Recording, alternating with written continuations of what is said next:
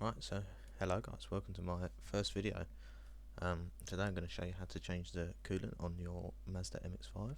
So first things first, remove the radiator cap to let the coolant flow out the bottom easier. If you don't do this, you'll be waiting an age and a day for your coolant to drain out of your radiator. So after you've done this, jack the vehicle up.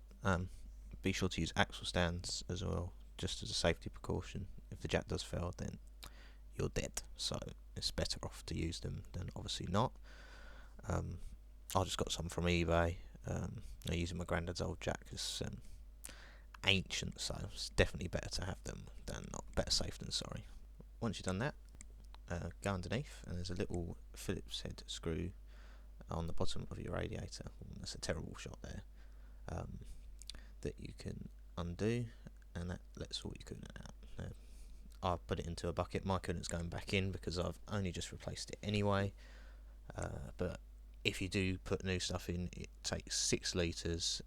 You put 2 litres of antifreeze in and top the rest up with water. Well, with the coolant that I brought anyway.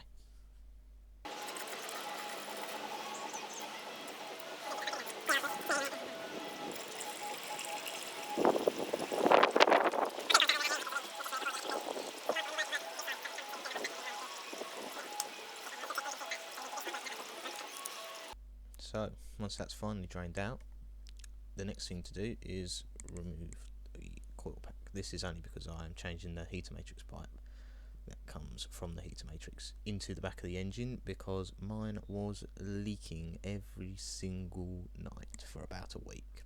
So yes, I should be doing that as well.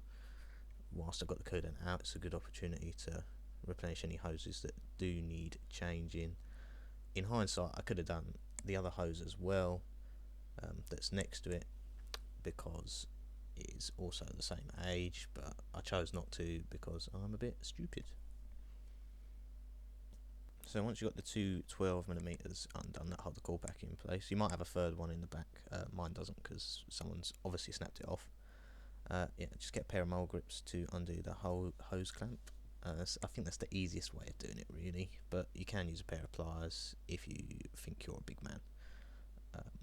Yeah, so just wiggle it out of the way. You've got to be careful with the heater matrix pipes as they are only copper, so yeah, they can bend really easily. Lots of people mash them up, so instead of just yanking the hose with the grips, I decided to put a little slit in the hose, and then just pry it off around the slit to stop it from getting crushed. Next step, once you've pried them bits apart, no bits aren't on there, just give it a little yank.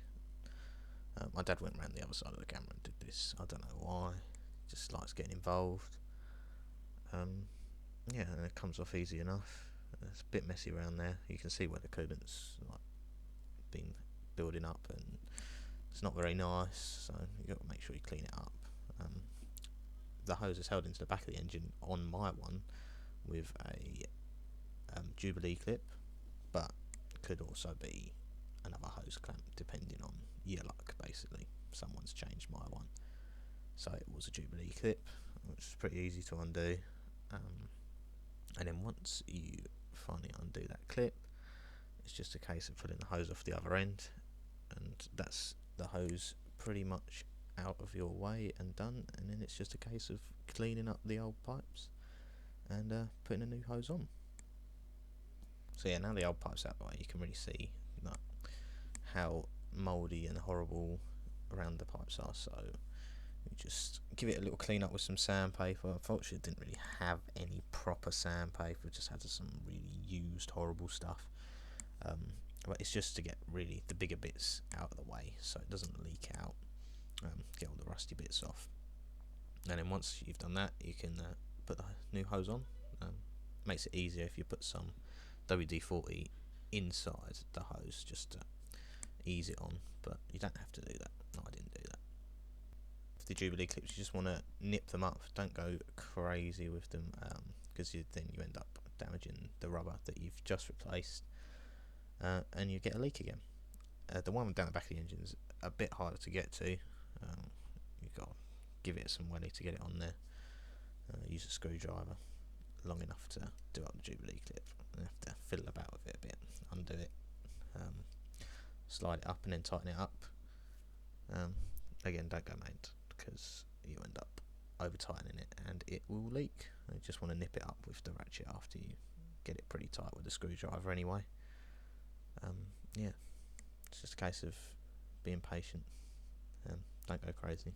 You will scratch up your hands because it is right down the back of the engine and it is a little bit of a pain to get to. So yeah, once you nip that up, that is you done for the heater matrix pipes anyway. Yeah, just put the coil pack back in. Tend not to unplug any of the leads or anything, because if you don't get them back in the right order, then your engine won't run.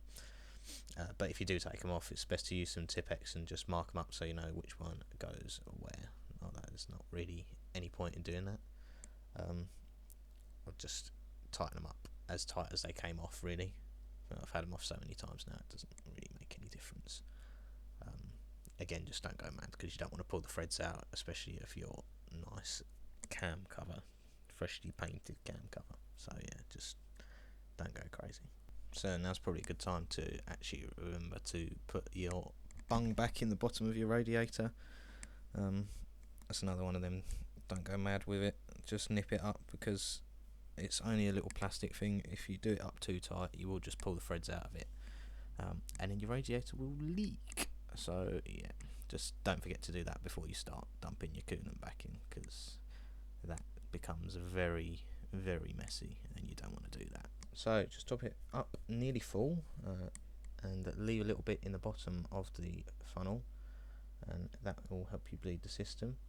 And then you just got to start it up, wait for it to build up, and let all the air bubbles come up through the top of the funnel. Make sure your heater's on the hot setting. Just let it go for a few minutes until it's up to temperature. It should get rid of all the air bubbles, and if not, you can always squeeze the hoses as well, just to get some more coolant through and get the air out.